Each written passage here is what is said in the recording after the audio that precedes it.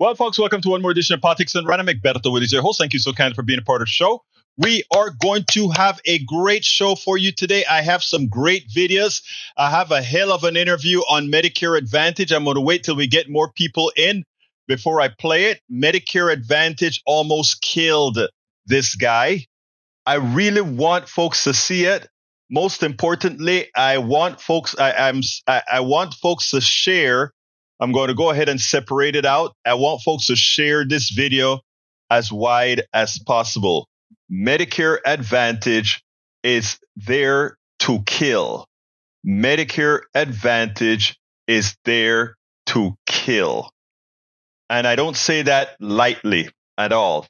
Anyway, folk, Bruce is correct. Medicare Disadvantage is what it's called. Anyway, welcome aboard, Bruce Pollard from Kingwood, Texas. Welcome aboard, Yvette Avery Herod, our union expert from Atlanta, Georgia. Good morning or good afternoon. Paul Fleming from Powder Springs, Georgia. We have Melanie Keelan from Barcelona, Spain. We have AVQ, El Senor Rodnin from Brooklyn, New York. John Theis, my little brother. I'm going to keep calling him my little brother. He's just a couple of months younger than me. Don't think you're all that young, my brother. El Stud, Dr. John J. Theis, where I learn a whole lot of politics and government from. And of course, there's E2247. E2247, keep up the great work. Make forcing us to keep the genocide on the screen. Sometimes I don't get a chance to read all your stuff. I get it. But people like you stop us from forgetting the pain that's been inflicted by a lot of what we have done onto others. So thank you, E2247. I know sometimes you disagree with some of the positions I take or the compromises that I feel I've got to make. But in where I sit, it is necessary that I do it. Where you sit, it is necessary that you do what you're doing, my brother. Day 391 of war equal 43,204 Gazans killed. 1,379 persons more than day 365. At least 101,641 wounded. 4,721 persons more than day killed, and 79. Oops, my eye crossed. 144,845 casualties. Look, you're absolutely right, my brother. You're absolutely right. It is a genocide. All right, let's continue here. Paul Fleming says, hedge fund billionaire and GOP mega donor John Paulson made a fortune shorting the housing market during the 2008 subprime crisis. It wasn't only him who made a fortune. The guy who diagnosed that problem made a fortune. Now he wants to run the treasury in a second Trump administration and help Elon Musk sabotage public investment. Trump is an oligarchy, not you. Folks, what folks don't understand is we are looking at a complete transformation of the economy because, look, my contention is if Trump wins, it also means we lose the Senate and we likely lose the House. I don't think Trump wins without taking the whole shebang. And if the whole shebang goes, we have a new economic system. We have a new political system. Folks don't get it. Watch the Supreme Court in some of the things that it's doing right now. It's wake up, folks. Wake up. Wake up. Anyhow, let's see what else we got here. After Trump threatened him with life in prison, Mark Zuckerberg has closed it up to him and reportedly allowed militia groups to organize on Facebook. Reminder that when billionaire control platforms communications, it's not a win for free speech. It's a win for oligarchy. Look, you know what? It's so funny. I wrote an article at Daily Kos, and I think I posted it as one of my newsletter, where I said that we have to reestablish our old ways of doing activism, meaning not only emails is one, but emails can still be thwarted out as well. The DNS can be modified, but we have to remember to put point persons in every precinct. We have to remember the use of ham radios and all of that. Look, if Trump were to win, I don't think it's possible. Well, it's possible. I don't think it's probable. I actually think we're going to win, and I actually think we're going to win bigger than people think. I think women are going to save us. I think women are going to save the day. And specifically, I think Republican women are going to be the swing vote. Republican white women, I think, are going to be the swing vote. All right, let's continue here. Para ver. Let's continue here. Paul Fleming says Vice President Harris on Thursday criticized former president, said he would protect women whether they like it or not. And it sounds so much like the bus video that he did when he says he grabbed on women without their permission, right? That's who they are. And since you brought that up, if you want to understand the world according to Trump and macho men, the alpha bros that they're preparing, if you take a look at all their thing, it's all about macho. They think they can exceed women because they think women want to maintain enough women want to maintain the patriarchy so that they just need to activate the bros and it'll be okay. And if you doubt it, let's remember somebody special, somebody named Tucker Carlson. 12 days out from the election, and what is the message Donald Trump wants voters to take away from his campaign? We got a hint of it last night at Trump's rally in Georgia, where a fired Fox News host who now does stuff on his Twitter account described Trump as the father of the country, and he called on the crowd to vote for Trump because Tucker Carlson hates bad little girls. There has to be a point at which dad comes home.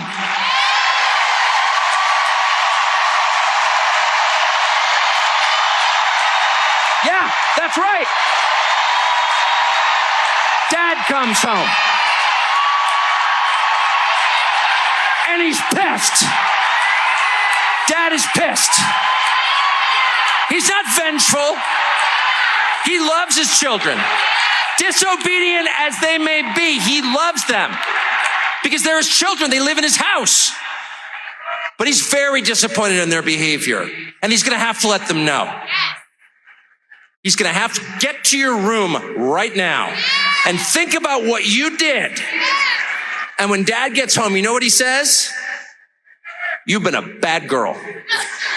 You've been a bad little girl and you're getting a vigorous spanking right now. And no, it's not going to hurt me more than it hurts you. No, it's not. I'm not going to lie. This is going to hurt you a lot more than it hurts me. And you earned this. You're getting a vigorous spanking because you've been a bad girl. Okay, first of all, get some. You know, that is how they think. And if you doubt it, let's look at Mike Cisak in the chat. I said, I think women are going to save the democracy because there are too many alpha guys out there. And I'm not talking about the majority, but I'm talking about enough. Alpha guys that make up the Republican Party and the Democratic Party and independents that look at that stuff about wanting to be machismo. You know, they can't do it on their own. Women are kicking their asses.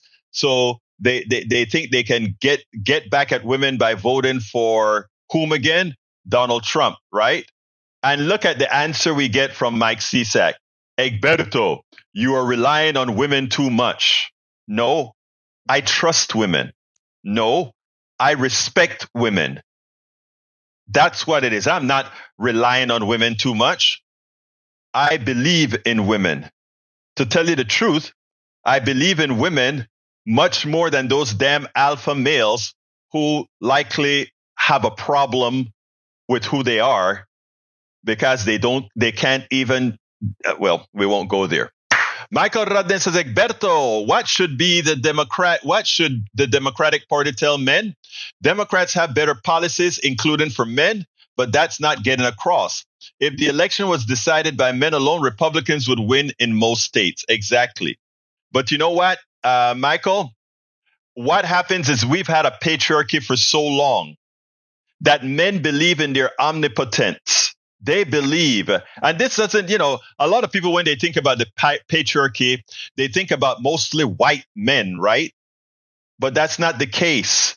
Go to an old black church. I'm not talking about a black church like the one my wife goes to, which is very progressive and women pastors and all that kind of stuff.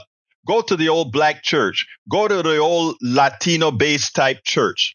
And you see the same evil of the patriarchy in these areas where they denigrate women or put women as second-class status. Just like the implication that Mike Cisak just gave you right there with that response, right?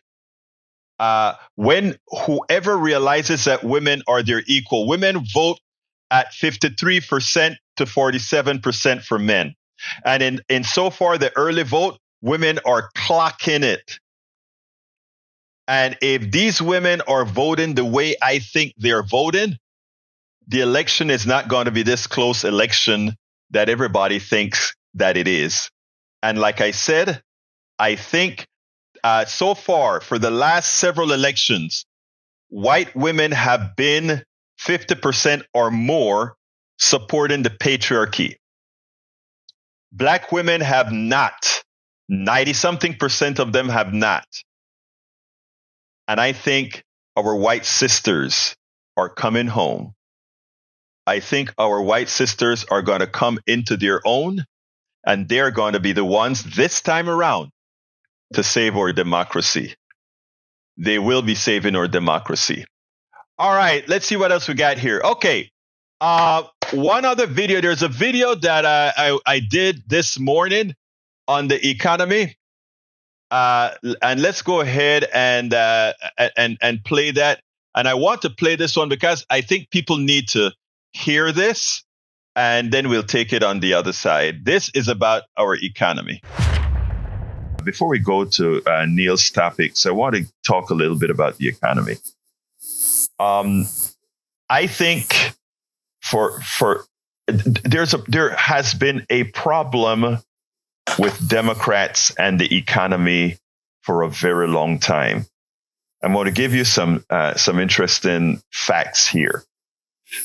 During the Obamacare debate, I watched the fights on TV. I watched the misrepresentations that the right was making on TV about Obamacare, about our healthcare system, about our economy, about communism, socialism, and the whole works. I watched it and I got so upset.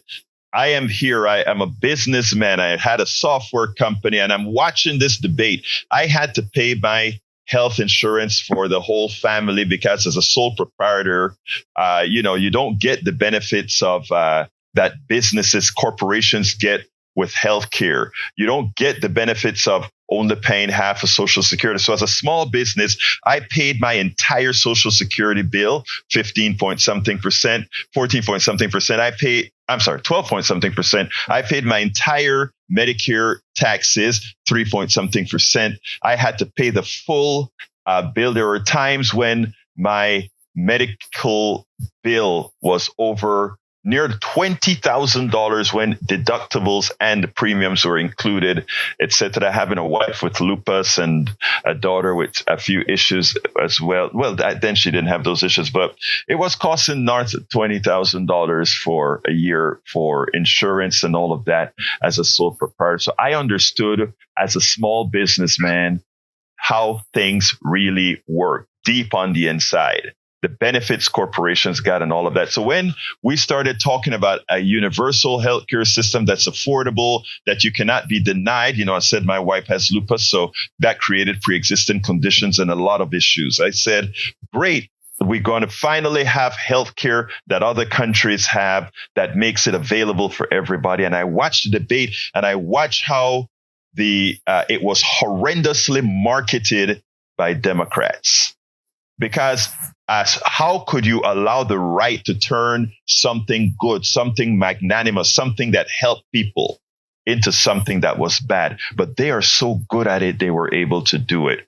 So you know what I did? I've always been an activist, but I even got deeper into activism. But as a businessman, as somebody who sold software to just about everybody, government and private sector, I developed software for both of them. I couldn't really be a face. So I started to blog as an anonymous kind of a person. And finally, there are a lot of things that happened. But I said, you know what? I'm going to write a damn book about this stuff, and wrote a book called As I See It, Class Warfare, The Only Resort to Right-Wing Doom. Why did I do that? Because I felt the news media were screwing you because they weren't telling you the truth about healthcare.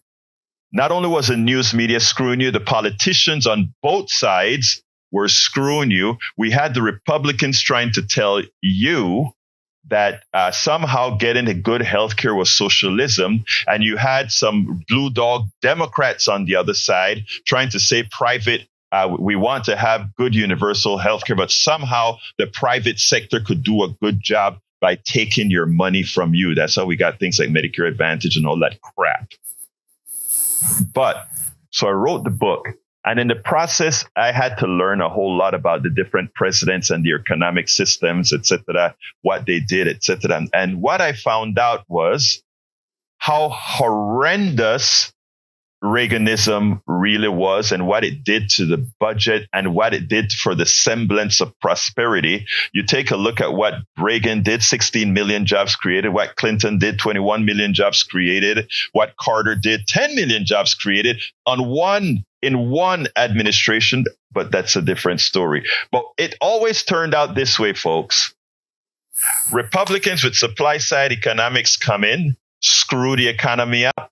The Democrats come in with Keynesian economics, fix the economy. But in the process of fixing the economy, people have to go through certain pains before the economy gets fixed. Then Republicans come back in based on the previous economy and say, look at what they did, even though what they did was fix the economy. So it turns out to be that constantly Democrats come in after a shattered economy, fix it, but pay the price for what it took to fix the economy. Biden came in and made a little thing a bit different. He didn't do an Obama. Obama did a slight, how should I say, Obama didn't go bat Keynesian crazy, but Biden went bat Keynesian crazy. And when Biden went bat Keynesian crazy, and look up the word Keynesian economics, what he did was he prevented for the first time a recession to occur to blow the inflation created by the corporate sector. It was magic. It proved that Keynesian economics work. And in the process, the best economy on the Western side in the world is the United States economy right now. And finally, the Wall Street Journal comes out today and says, whoever wins the election have inherited the best economy. Now, look, there are some caveats here. It is still capitalism, and it still means that the economy is not distributed correctly to those who actually earn. But the economy in the aggregate is the best economy in the Western world, bar none. Bar none. And we did it by forcing inflation down because the corporate sector was scared into it down, as well as some fiscal policies. And not only did we do that, but it was done without a recession that every economist said would have occurred. But no, Biden went full Keynesians, brother. Spend like a dog. Not like a dog. Dogs don't spend, but spend. But he did it. He did it with AOC and all these guys pushing him in the back, saying, hey, guy, you've got to do it. You've got to do it.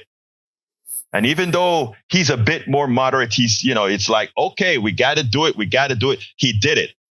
Folks, you are listening to a Donald Trump and his people talk about how bad the economy is, and the mainstream media is taking that and running with it and making it seem like it's true. You keep repeating the same thing over and over and over again, and people believe it. Look at the numbers.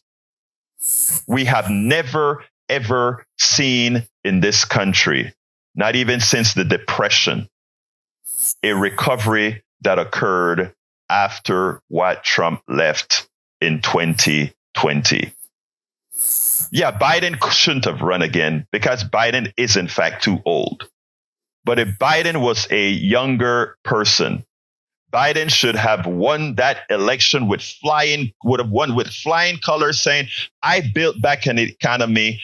I did it with Keynesian economics. I did it by rebuilding American infrastructure. I did it by making sure all these things came back. I am not a lover of Biden, but Biden has been the best progressive to progressives ever. No other president claiming to be progressive have been more progressive than Biden. And he saved conservatives. He saved progressives. He saved everybody by going out and pushing these policies. That is a statement of fact that can be corroborated, verified. It's in the numbers. And those of you that are going out voting, and I can't tell you who to vote for, but I can tell you what will happen if you vote a particular way. Anybody who votes for increasing tariffs across the board, as is suggested, is voting to destroy all that was fixed. Anybody voting to further cut taxes for the undeserving is voting to blow the economy again. Anybody voting to support these things, you are voting to shoot yourself in the foot. Now, a lot of people know this intrinsically, and a lot of people know this. But you know what? There are some other forces that Wilkerson has spoken about that I can't go into because we don't have the time. We're in fund drive right now. But I'll probably play that on Friday when Brother Aquino isn't here because we must give Aquino his time. But brothers and sisters, vote wisely. Don't vote on stupidity. Vote wisely. Vote wisely. The foundation has been laid. The Wall Street Journal themselves, which I don't particularly like, but they've said whoever inherits the economy, this economy is inheriting a strong economy. You can either keep it going forward or you can blow it. And that's in your hands. The voters, that's in the hands of the voters right now. Absolutely in the hand of the voters. Hey, Tom C., that crazy sheriff from that CSEC is talking about in Michigan, everybody know who he is. The Reuters did a piece on him.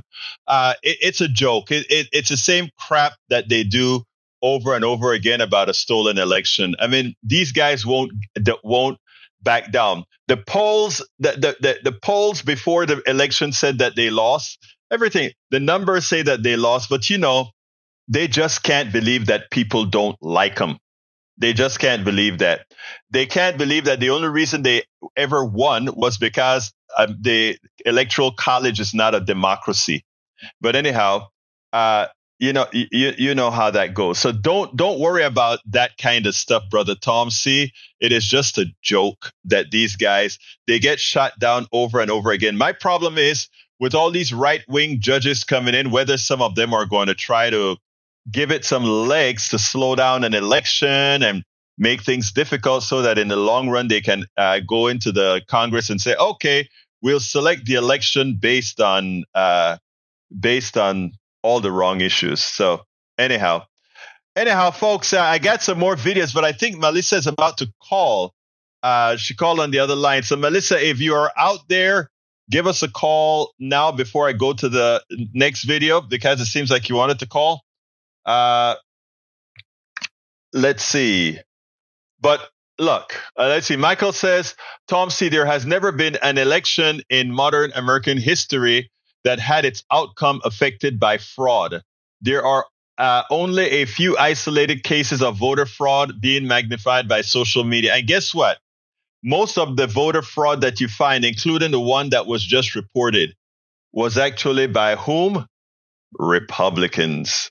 you know, like I said, these guys do a lot of projecting. And when they project, that is what happens. That is what happens. Anyhow, let's see what else we got here. Bruce says, in my precinct, there were a bunch of unopposed Republicans. And, you know, you should never have unopposed anybody. You should always have a name in there. It's my opinion, at least. Let's see what else we got here before I go to the video. Paul Fleming says, Lucid Motors. Lucid Air is making waves with its innovative electric powertrain that challenges traditional high-performance vehicles. The Lucid Air Dream Edition, delivering 1,111 horsepower and an EPA range of 520 miles, sets a new standard for power and range in the EV market.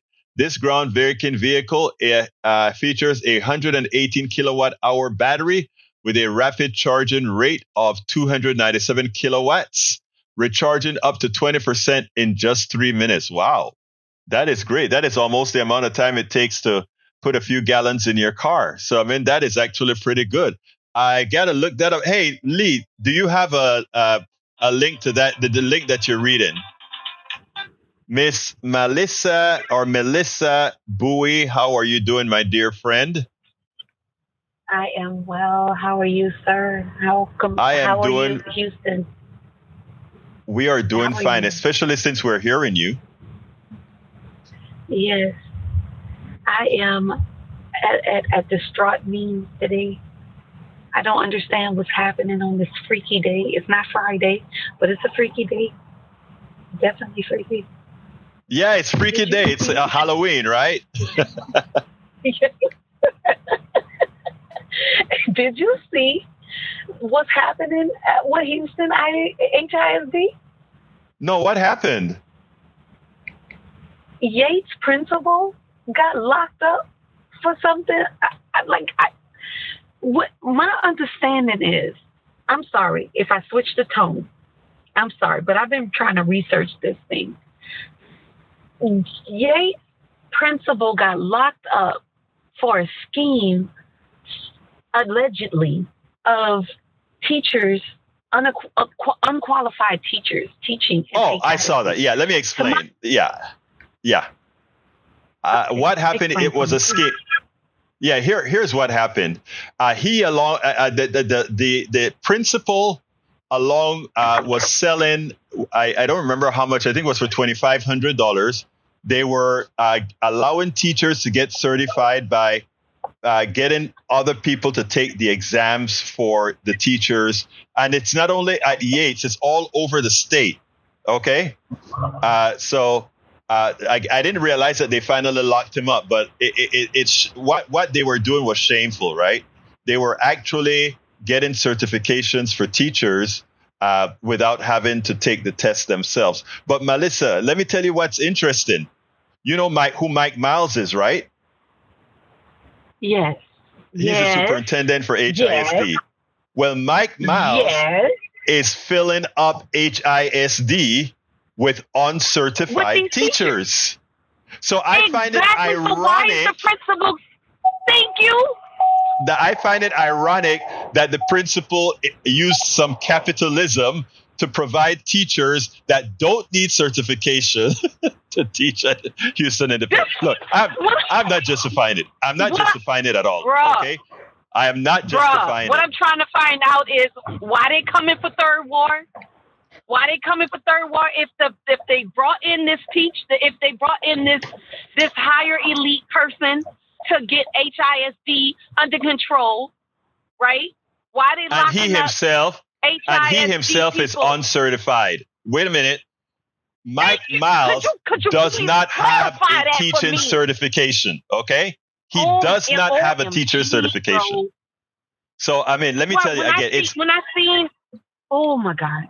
When I see people go off on Black teachers who are trying to fill up the void of the mass exodus of massive teachers who had degrees, who are not being paid well, and then they're gonna come for the people who trying to replace the teachers that had a mass expedition. I don't get this. We're just trying to fill the void. So there's people who are being judged for trying to get their certification in the midst of not being certified, right? Yes. All because we're trying to fill the void. Why are you coming for people? You know what? Goodbye. Let me tell you. Wait, hold on. Let me just say this before you leave. That is why, first of all, people have to vote. Secondly, make sure to vote down the bond issues A and B down in the bottom of your ballot for HISD. Do not give them the $4 billion they're asking for. Say no to both of them.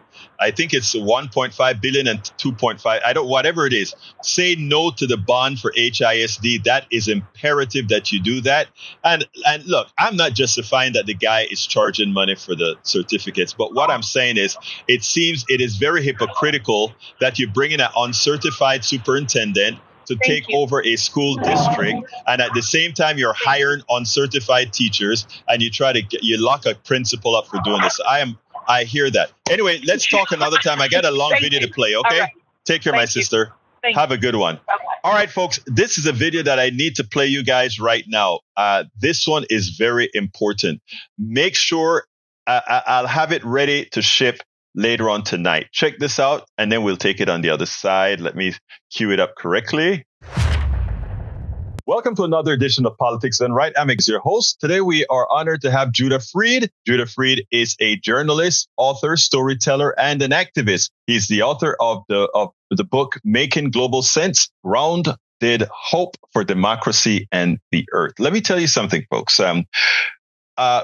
Today, what we want to talk about is not Judah's book. We will talk about that. That's an important piece of his life and what he's speaking about. But today we need to speak about something that is existential. Today we need to speak about something that affects us all. Today we need to speak about an aberration that needs to be fixed. Welcome to Politics Done Right. Judah, how are you doing today? I'm doing grateful. I'm glad to be here. Well, look, Judah, one of the reasons I wanted to speak to you is, I send out my newsletter 1 to 3 times every day. And you responded to one of my newsletter relative to Medicare and Medicare Advantage. And as soon as I saw your story, I said, I really hope this guy will tell his story to the rest of America, because stories are the way we get to make change or changes, because people don't get it when they hear it in the abstract. But when they look at you and they say, you could be me, then we start to get change. So first of all, tell me a little bit about yourself. So I'm a Denver native. I grew up in Colorado, and back in the days of the Marlboro Man and all that Western individualism stuff. And entered journalism in 1976. Spent a decade covering Colorado, then 2 decades covering the media industry for the top trade magazines in the USA and Europe. And then when the market fell out of that in the 2009 crash, I fell in love with a beautiful, wonderful New Yorker who lived on Kauai. And she said, I love you, and why would I leave paradise? So I got rid of most of my stuff and moved to Kauai, and lived in Hawaii for a decade. And then went back to Denver in 2010 when the marriage ended, and we're still best friends. And the part that matters is that at the end of 2015, early 2016, I was diagnosed with stage 4 cancer. And this was what they call clear cell renal cancer, which basically by the time they caught it, the cancer had consumed my left kidney. And when they took it out in February, it swollen to about the size of a football. Wow. Yeah, or a cantaloupe, I guess. Cantaloupe, small football. Right. But anyway, it was huge. And so I was given at that point about 3 months to live, and the surgery, helped, gave me a new lease on life, but it didn't get rid of the cancer. And so at that point, there was also like a thumb of the cancer started growing up the central vein in my heart, and that started regrowing as what they call a tumor thrombus, or a blood clot filled with cancer cells. And that started climbing by the autumn. That started climbing up into my heart. So I did a second surgery, and the first one was at Queens Hospital in Honolulu. The second one was at USC Keck in in Los Angeles, and the doctor. Let me stop you for a second here. At this time, how old were you? Oh, I was 65, and the part that's relevant here is that I had been one of these guys who had been so healthy that I went to a doctor once a year, whether I needed to or not.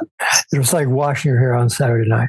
And so I got diagnosed. I started having this pain in my side and got diagnosed. And the Medicare Advantage plan that I had wasn't paying the bills. So wait, let me get this right. So you were at 65 when your cancer was diagnosed, but it was diagnosed while you had not traditional Medicare. You had chosen Medicare Advantage. Right, because I was so healthy. Who needs all this expensive stuff, I figured. And the Medicare Advantage plan looked like, it gave me like the silver sneakers. I go to the gym. Right. Gave me all these wonderful side benefits. But when I started having pain in my side and started going through testing, it wasn't covering the tests. And I would call them and they would make up stories. And, so by the time I finally got diagnosed, there was already about, close to $3,000. Well, more than that, close to about $5,000 in medical bills that hadn't yet been paid by the Medicare Advantage plan. And so when I was diagnosed, I had 3 days, because when you sign up for Medicare, when you turn 65, there's a timeline before you can sign up for full Medicare. So I had 3 days to get accepted by Medicare and transfer all of those bills to plain Medicare. And then I also got a Medicare supplement plan, because Medicare only pays 80%. Right. So I need a supplement plan to pick up the other 20%. So let me see if I understand this right, because this is important. When you were about to switch, when you realized that your Medicare Advantage was pretty much a fraud, and you were going back, at least ineffective, to be polite, it was not doing its job. I understand that. I know you're a straight line journalist. I am not. I speak things the way they are. I think, believe it or not, I think that is one of the problems in our why things we get away with, because we're polite with these criminals. We are polite with them, but your life to me is worth much more than the politeness. Okay, so let me say it a little more bluntly. If I had stayed with the Medicare Advantage plan, I'd be dead. There you go. That's my point. And that's because they were disallowing my charges, and if they're already doing this on the diagnostics, I can just imagine what they would have done on the treatment. And so since I switched to the Medicare, this was I switched like in late December, early January in 2016. Since then, I've had 4 hospitalizations, 2 major surgeries, went through interleukin-2 treatment, which was ghastly. Unfortunately, it's been outpaced by recent developments, but I did immunotherapy repeatedly with remission for about 2 years in between them. And finally, the immunotherapy stopped working, because I guess my body just got so used to it. It wasn't, the cancer was starting to hide again. So it started regrowing in 2022. And so they discovered this past year, this summer, that the immunotherapy wasn't working. So now I'm on a cancer pill, a targeted therapy that's designed to basically kill off the blood vessels feeding the cancer. The cancer, right. And, that's been an adventure in and of itself. But all of this, I figure I probably had somewhere in the neighborhood of $1 million to $1.5 million worth of medical bills. Now, interestingly, because you were able to switch to Medicare from Medicare Advantage, but not only that, I think if I understand what you're saying correctly, you were still within the 6-month window where they had to get that by 3 days. This has to be explained to our audience. His cancer, Judah's cancer, was found at a perfect time, because I hate to put it that way. Forgive me if the timing couldn't have been any better. Yes, right. For being a bit insensitive, but I really want our audience to understand what's going on here. If Judah's cancer had been found 3 days later, and he didn't make that switch within that 6 months of after becoming 65 years old, he would not have been able to switch from Medicare Advantage to traditional Medicare. He could switch to Medicare, but he would not have been able to afford the supplemental Medigap program, or they may have denied it altogether. Yeah, there's like in that 3 days, I contacted Medicare and got accepted, and then they took over the bills. Right. And then I searched out the best supplemental plan that I could find.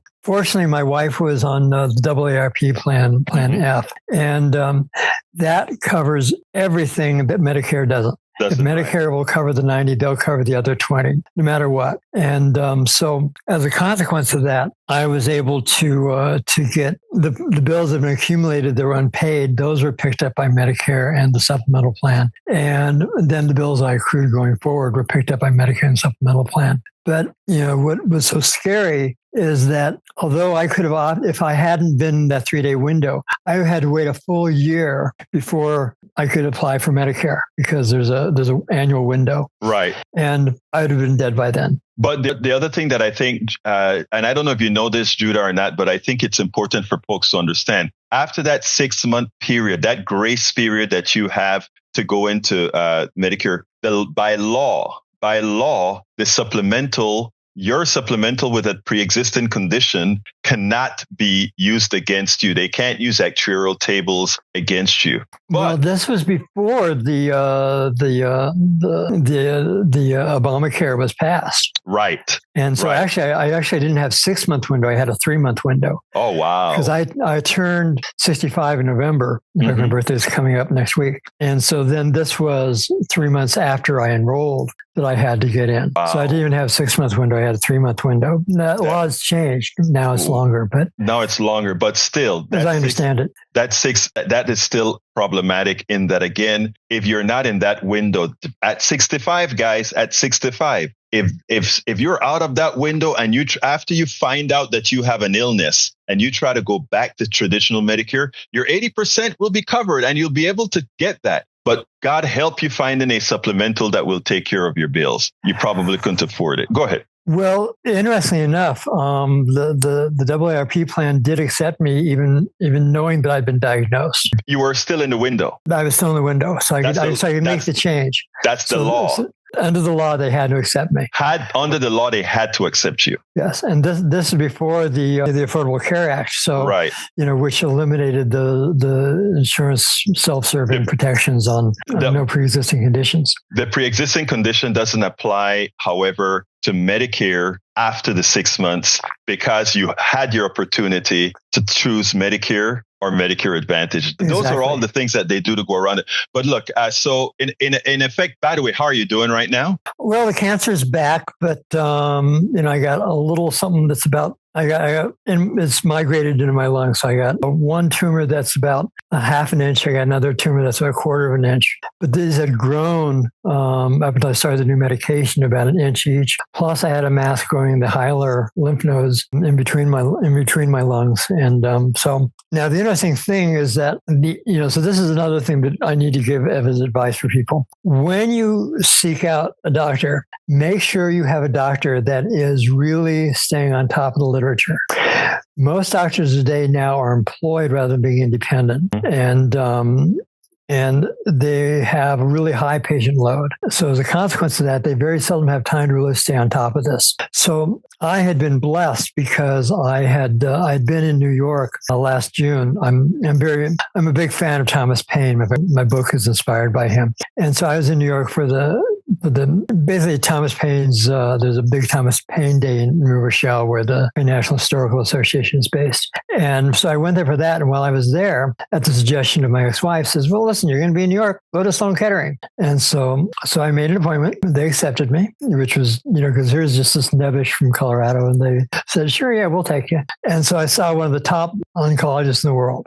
Just luck of the draw. Or just, for whatever reason. And then this guy determined that I was on the wrong medication and referred me to an oncologist in Denver who now I'm seeing, who is at the University of Colorado Health Sciences Center. And, rather than one of these private clinics, this is a, state-funded, it's not Medicare for all, but it's, state-funded. And I'm really grateful. This woman is just incredible. She's so on top of the medication. So when I had a health crisis in September, because there was an overlap between the immunotherapy fading out and the new drug kicking in, my body got overwhelmed. Yeah. And so this one was able to figure out what's happened And then, so now I took 3 weeks off when my body recovered. I dropped down to close to 100 pounds. Wow. I was a skinny mini me. Yeah. And so now, since then I've started regaining weight, and we also found out the cancer had shrunk, so the new medication is working. And but just I'm in very good, excellent care, which wasn't the case before, because this guy, he meant well, but he was overwhelmed, by his patient load, and he didn't have time to do his homework.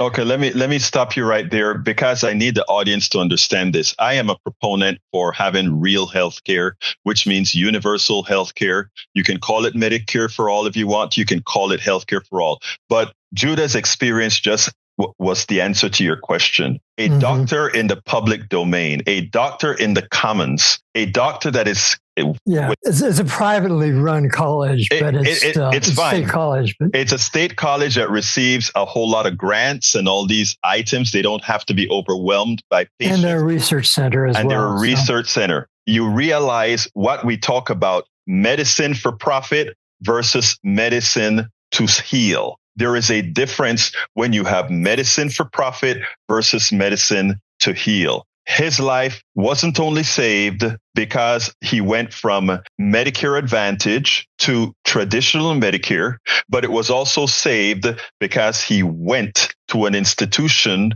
where profit wasn't the sole motive for giving care. It's important for us to understand this. Go ahead. My nutshell view of that is that I don't think, I'm a big advocate of human rights and civil rights and what Paine called natural law. And, the people in the Enlightenment, the 18th century. But my belief is that my body should not be somebody else's profit center. Exactly. That's, you know what? I tell you what, I think that's the way to end this conversation. You nailed it. If we take what you've just said, my body is not somebody else's profit center. That answers our healthcare problem. And that presents us with our healthcare solution. We should have universal healthcare covered by our society, which we all participate in. Thank you, Judah. So before we go, I want to add one thing that might help readers, your listeners. You had a guest on your show some time ago, Jerry Ashton, who is the author of a book or one of the 3 authors of a book called End Medical Debt, which I edited and published. And if people get that book, they can understand. There's detailed in there because it was written by a healthcare administrator and two medical debt collectors, who, by the way, started a charity now called Undo Medical Debt, which has forgiven somewhere upwards of $13 billion in medical debt. But this book goes through why the medical situation, how we evolved into a for-profit healthcare industry. We no longer give a chicken to the doctor to pay for our doctor visitor, let alone health calls. But if people want to really understand why the insurance industry is the way it is, how we have consolidated healthcare in this country, I really do recommend this book. And by the way, people ought to know that for every copy that sells, forgives about $500 in medical debt, because I donate the money donate 85% of the money to the charity. Judah Freed, thank you very much for your work as an activist in healthcare and otherwise. And I think your story will enlighten quite a few, and it'll continue to put us on the path where we actually get a humane healthcare system. You have a wonderful rest of your day. Thank you. I'm grateful to be here. And I hope folks really understand what we just heard, the corruption that is our healthcare system. But anyway, folks, look, we are at 52. I don't have enough time for the last video of the day, but let me see if I can answer some questions. There's something that Mike Cisak says that I want to refute, and it's important, because what folks on the right do all the times is they will just make an assertion, and they keep making the same assertion until people start to believe that it has some modicum of truth. So here is what Mike replied to May Wood. He said, May Wood, Keynesian theory is based on government sending money out into the economy on work projects. The theory is based on money trickling down to all the workers to then spend on the rest of the economy. It's by definition trickle down. That is completely false. But let me take on Peggy, and then I'll continue with the discussion. Peggy Lopez, how you doing, my beautiful friend? I'm good. Let me shut you off on my computer here. No problem, Here. sister. I'm leaving for Mexico in the morning, so I called to say goodbye for a while. Oh, so you are really going to go to Mexico? Well, you're going to come back a happy woman, okay? Well, I hope so, because it's looking better every day, every single day. And I watched the patriarch. I mean, even some of the mainstream news outlets are starting to talk about the 1950s when it was male dominated, like that's not ever gone away. Right. Right. It's interesting for me to hear them, at least at this late time, coming around. They can't see it because they can't see it in themselves. They can't see their structure. But just to hear them say that means that somewhere it's reaching through. But you know what's so funny, Peggy, before you continue, I just want to say this. And you're a woman, so you tell me if I am understanding women correctly. But all the women that I've speak to thus far, they see this as so offensive. And I'm talking about Republican and Democratic women as well. They see what's going on, what Trump is trying to do as extremely offensive. And they are pissed. Right. And they're just doing it the way women always do things. And that is quietly. Tell me if I'm wrong or right. Well, you're both. Okay. You're both wrong and right. You're right because they haven't totally. The women that I meet, so many women that have moved into battling the structure of the tenets of the patriarchy, racism, sexism, homophobia, all of that stuff. But they've never really looked at it as a total picture and seen how they were groomed into the patriarchy, because those are all pieces of the patriarchy. And what's happened is that they've broken away from some of the structure of the patriarchy, but they're still bound by the big tent of the patriarchy.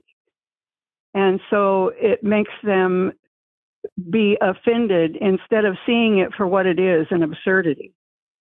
I can't be offended by something that is so absurd in my mind and also delights me in my mind, because I see how they're flailing about to get back the power that they've let slip through their fingers while they've been out collecting all the money. Now, all the money is all they've been able to see, and they've let go of the power that they really have wielded over people by letting women go to college and giving women the vote and all of that silly stuff that just gets the women out of their way so they can make money. And now they're seeing that they really have lost their power, because we, on the outside of the fort that Sonia Johnson talks about, have come together and coalesced into a human bonded group, a group of equals of human beings. Amen. And Amen, they sister. can't fight that. Well, they cannot fight that. Peggy, I need to finish up with a few questions here, and I want to say, first of all, go ahead. Yeah, I just called to say goodbye. I mean, I just want to let you know I'm leaving, but I'm coming back. No matter what, I'm coming back. Well, I mark my word, you're coming back. You're going to come back to the United States very happy. And when you come back, give me a call, whether directly on the show or give me a call on my line, okay? Okay, I will. Thank you, beautiful. Bye-bye. All right, let me finish with CSAC here, because it's important. I'm not going to let that stay into the ethos here. I need to because he made two very false statements, right? He says, let's see. I need to look up Keynes. When you have all this stuff happening, he said Keynesian economic policies have never worked because it's based on trickle-down economics. That's false. That is completely false. Trickle-down economics mean giving money to the wealthy and it'll trickle down. Keynesian economics says throw money into the hands of the people that normally trickle-down would have trickled down to, and watch it grow. And that's what Biden did, and it worked. That's what, and that's not up for debate. Now, here is what he said that made no sense. He said, Keynesian economics is based on government sending money into the projects.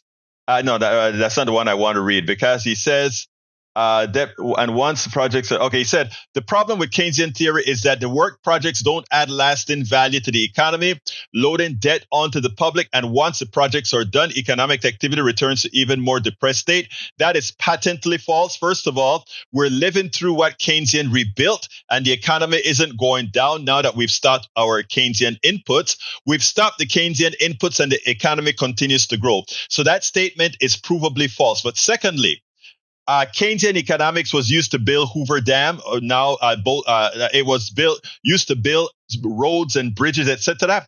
Guess what? Those are investments, and those bridges are still standing today. They are investments. They're not temporary. They are investments that still stand today. When you invest in somebody's healthcare, you're making them healthy, which means that you're investing in keeping them healthy so that you don't spend more money in them being sick later on. Think, and think. That is a statement of fact. And the way the right wing and Prager University explains it, it's explained for the feeble-minded. Think things through. Think things through. It's important. Now, another topic, when Eric Hayes says, Egberto, calling people garbage is not good. Have you listened to what Donald Trump has said about people who decide to vote Democratic? Have you listened to him using the word garbage? Have you listened to him use the word that we are a garbage country? The news, come on, you guys try to be consistent at least. It takes away your credibility when you say things this way. But then again, the right has never had credibility. All right, Paul Fleming says, Tim Walz, this dude is nearly 80 years old. He damn near killed himself getting into a garbage truck. I know, he stumbled. If it were Biden who stumbled, it would be all over the TV. That we know, but we don't hear it there. But anyway, it's time for me to get out of here, folks. So help us, please. It's time for me to leave. Please support the program. How can you do that? You can support the program by going to politicsdoneright.com/newsletter. Please support us by being a paid subscriber of our newsletter. That's the only one I have the time to give right now. politicsdoneright.com/newsletter. Anyway, folks, love you all. My name is Egberto Willies. This is Politics Done Right. And you guys know how I end this baby. I am what? Out.